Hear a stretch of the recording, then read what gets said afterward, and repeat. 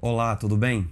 Seja bem-vindo a mais um papo, a mais uma conversa aqui na sala de casa, onde eu tenho o privilégio de receber você e de conversar com você sobre as coisas que nós temos vivido nas últimas semanas e nos últimos meses.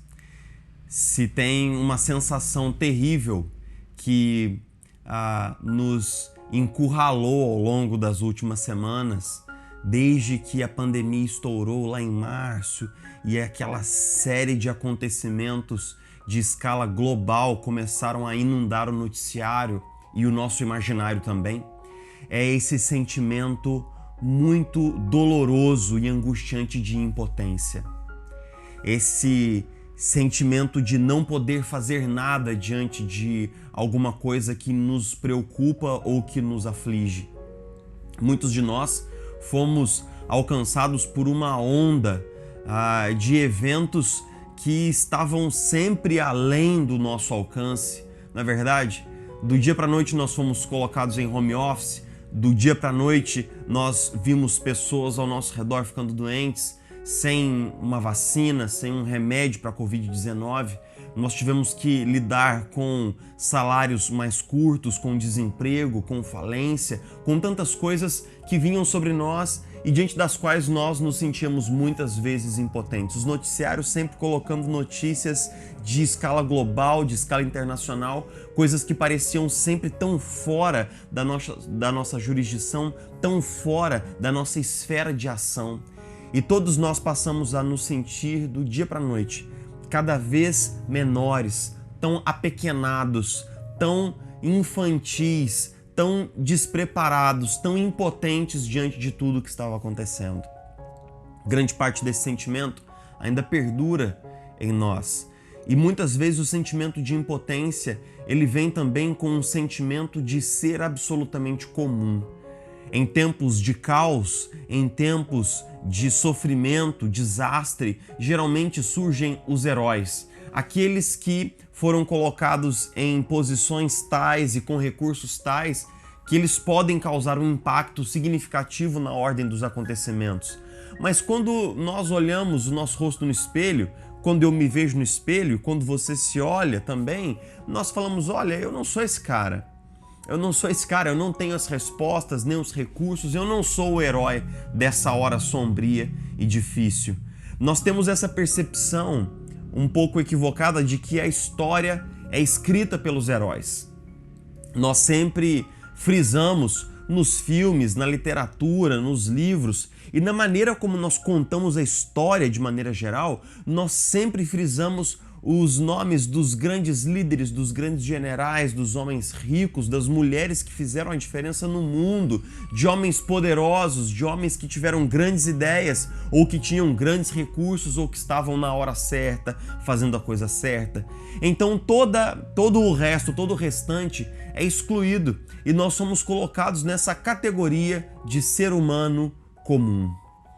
Talvez nós tenhamos que reimaginar a maneira como nós contamos a história, para que nós saibamos que a história é escrita sim pelos líderes, eles dão sua contribuição, os grandes homens e as grandes mulheres, mas a história de fato é escrita por pessoas absolutamente comuns, com poucos recursos, poucos dons, poucas habilidades, como você, como eu. E é por isso que nós temos que repensar o nosso lugar em tudo isso que tem acontecido nos últimos meses, porque talvez você tenha dito, eu não tenho uma contribuição significativa para dar, mas essa não é a verdade. Tem um texto muito interessante em Atos, capítulo 11, que começa a contar um pouco da perseguição, das primeiras ondas de perseguição que se abateram sobre a igreja primitiva, sobre a igreja primitiva. Essa perseguição começa lá nos capítulos 3 e 4, uma oposição crescente. Nós temos um clímax na morte de Estevão, nós temos um novo clímax no chamado de Paulo no capítulo 9, mas sobretudo no capítulo 11, nós começamos a perceber que essa oposição e essa perseguição se intensifica. Então, o versículo 19 do capítulo 11 diz assim: os que tinham sido dispersos por causa da perseguição desencadeada com a morte de Estevão chegaram até a Fenícia, Chipre e Antioquia, anunciando a mensagem apenas aos judeus. Alguns deles, todavia, cipriotas e cireneus, foram a Antioquia e começaram a falar também aos gregos, contando-lhes as boas novas a respeito do Senhor Jesus. A mão do Senhor estava com eles e muitos creram e se converteram ao Senhor. Então, a igreja começa a ser perseguida sistematicamente, primeiro encabeçada por essa figura, Saulo de Tarso, e essas ondas de perseguição acabam dispersando, acabam causando o êxodo, a saída desses cristãos ali de Jerusalém, dos seus arredores, para outros lugares. E à medida em que eles vão, essas pessoas que nós chamaríamos de cristãos comuns, se é que isso existe, essas pessoas que nós chamaríamos de cristãos comuns vão por todas as cidades, vão por grandes e vastas regiões, compartilhando o Evangelho de Jesus Cristo. E esse texto que nós lemos diz que o Senhor ia lhes dando a cada dia mais e mais ousadia, maior entendimento, maior capacidade de articular a sua fé. E primeiro eles foram convencendo e persuadindo os judeus que moravam nessas cidades. Mas eles começaram também a pregar aos não-judeus, aos gregos, aqueles que vinham de um contexto pagão, aqueles que vinham de um contexto politeísta, de fala dominante grega e de cultura grega. E então essas pessoas que vinham de um outro background religioso, que não judaico, começaram também a crer em Cristo como o Messias, o Salvador enviado por Deus ao mundo. Que coisa absolutamente maravilhosa. Note que nessa passagem nós não temos a menção de nenhum apóstolo, de nenhum diácono, de nenhum evangelista conhecido. Eram cristãos, homens e mulheres comuns, como você, como eu, apenas compartilhando a sua fé de maneira ousada, de maneira simples, de maneira coloquial, de maneira cotidiana, falando com seus amigos no trabalho, na escola, por onde eles iam, em qualquer que fosse o ambiente, no mercado, nas ágoras, que eram os grandes centros de encontro de então, era a internet daquele tempo. Naqueles lugares as pessoas compartilhavam a sua fé, judeus iam crendo em Jesus como o Messias enviado por Deus, mas não judeus. Um fato novo, inédito, também iam se convertendo a Jesus Cristo. E então, no bojo dessa agitação espiritual causada por pessoas absolutamente comuns, nasce a igreja de Antioquia. E essa igreja tem uma relevância para a história do cristianismo, porque essa igreja reunida, essa igreja que era formada por judeus e por gentios, todos eles crentes em Jesus Cristo, essa igreja, imbuída de um espírito de oração e de discernimento, ela vai alçar, vai projetar, vai enviar duas pessoas absolutamente extraordinárias na primeira viagem missionária comissionada da qual nós temos notícia. Essa igreja, no final do capítulo 13, no início do capítulo 13, vai enviar Barnabé e Saulo nessa missão gloriosa de pregar o evangelho aos gentios, e isso vai mudar a história do cristianismo primitivo, causando um grande impacto em toda a história da humanidade. É difícil de calcular o impacto que essas pessoas tiveram na história, inclusive na minha vida e na sua vida. Elas basicamente plantaram a igreja que enviaria o maior missionário daqueles tempos, Paulo, o apóstolo, Barnabé, um homem absolutamente usado por Deus nas primeiras viagens missionárias, em suas parcerias com o apóstolo Paulo. Então, basicamente, a gente poderia dizer assim, a gente nem sabe os nomes dessas pessoas, o texto nem cita. Só diz assim, os que tinham sido dispersos pela perseguição foram pregando o evangelho, primeiro aos judeus, depois aos gentios, e uma igreja nasceu, a igreja de Antioquia. Eu pergunto para você, existirá ou jamais existiu alguém normal? Normal no sentido de ser ordinário, de ser comum, de não ter uma distinção, um valor próprio, de não ter um papel crucial para desempenhar na história? Será que já existiu alguém que não tivesse a capacidade de desempenhar um papel crucial, único, singular na história? Lembre-se do que disse C.S. Lewis em um de seus livros falando sobre imortalidade. Ele diz assim: todos os seres humanos são imortais. A única distinção é onde eles passarão a sua eternidade. Ou seja, nunca, jamais andou sobre a face da terra um ser humano comum no aspecto desse ser humano não ser único, maravilhoso, esplêndido, singular, criado por Deus, à imagem e semelhança de Deus. Então não pense, eu não tenho nada para contribuir nisso tudo que nós temos vivido. Eu sou um cristão comum. Não pense, eu não tenho um chamado pastoral, eu não sou um evangelista, eu não fui dotado de grandes dons, eu não sei cantar, eu não sei tocar, eu não sei pregar. Não pense assim. Pense que todo ser humano criado à imagem e semelhança de Deus e todo cristão regenerado pelo sacrifício de Jesus Cristo são realidades absolutamente maravilhosas, singulares, únicas, seres dotados de pessoalidade, dotados de eternidade, dotados de tantas capacidades maravilhosas de espiritualidade. Então olhe para você mesmo no espelho e diga: Deus tem um plano para mim no meio disso tudo. Ele pode me usar de forma singela, simples, cotidiana, coloquial, mas absolutamente poderosa na vida dos meus amigos, dos meus parentes, levando o evangelho através de mim. O que é que Deus pode fazer através da sua vida, do seu testemunho?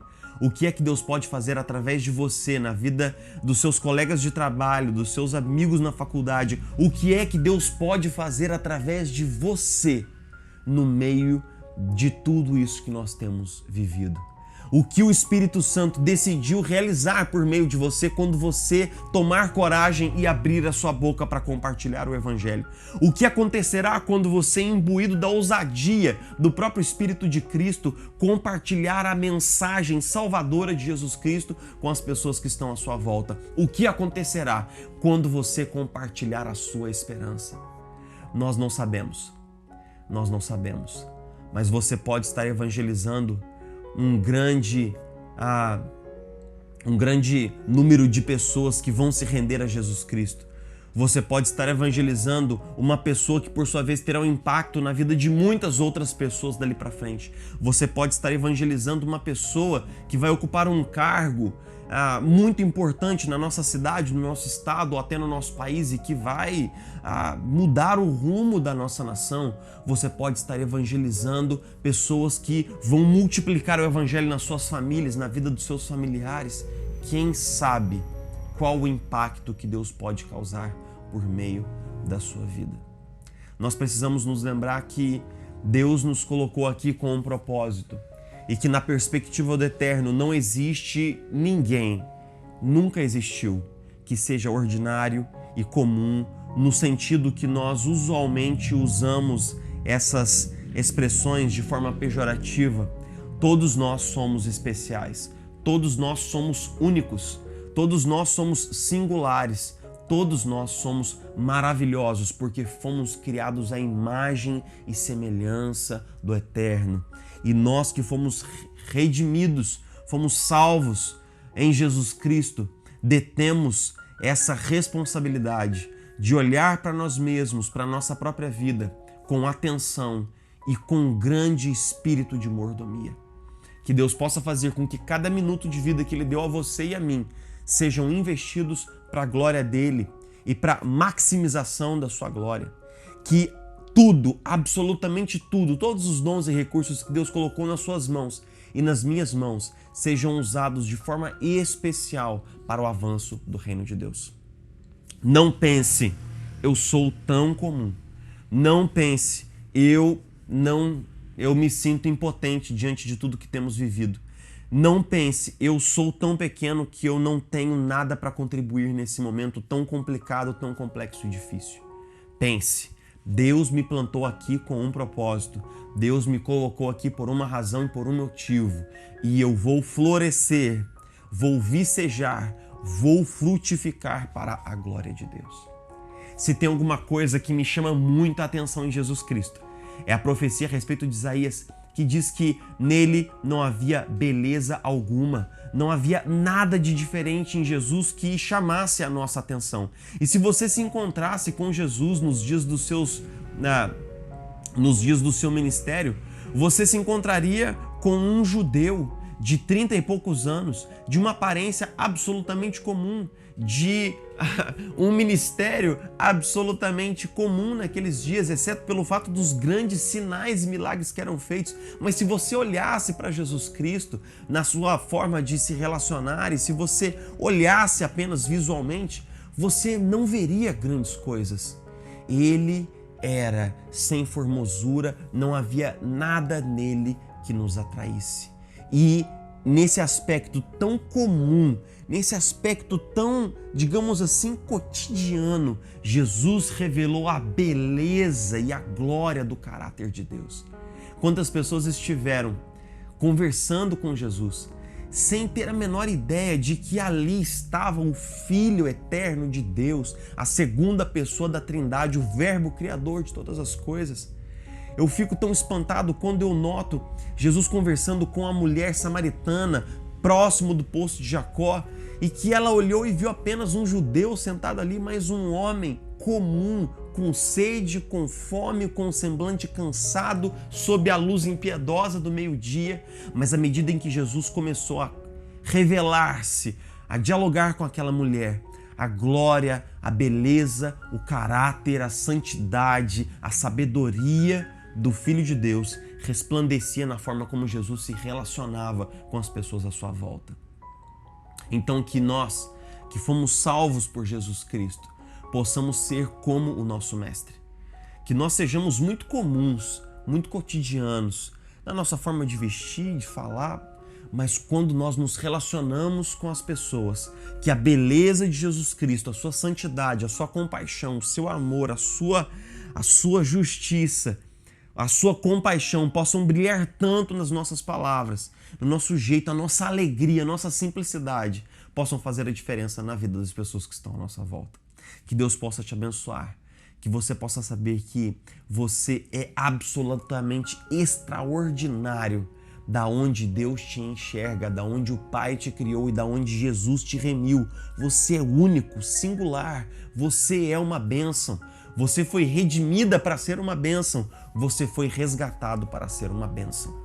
Que Deus te abençoe, te capacite com o poder do alto e te capacite com um grande discernimento e sensibilidade espiritual para que você saiba como fazer a diferença na vida das pessoas que estão à sua volta. Ao longo desse mês de julho, nós compartilhamos uma série, Tempo de Partilhar a Nossa Esperança. Essa série tem o objetivo de nos alertar para as barreiras que estão no nosso caminho, que se interpõem entre nós e o nosso desejo de partilhar a nossa esperança. E nós pedimos, nós convidamos, nós desafiamos você a desde já orar conosco pela série especial que nós preparamos para toda a igreja, essa série intitulada Janela de Esperança. Nós temos divulgado através das nossas redes sociais, do WhatsApp, convidando você a convidar outras pessoas para estarem conosco, acompanhando as reflexões especialmente desenhadas, projetadas e feitas para trazer esperança para aquele que está sem Jesus Cristo nesse tempo tão sombrio. Que Deus te abençoe, que nós possamos nos encontrar no próximo domingo, no nosso culto ao vivo, na nossa live, que você continue caminhando conosco no Evangelho. O nosso desejo é, mais do que nunca, que nós possamos ser uma luz brilhando no meio desse tempo de trevas e escuridão. Essa é a nossa oração. Nós nos encontramos na próxima. Até lá.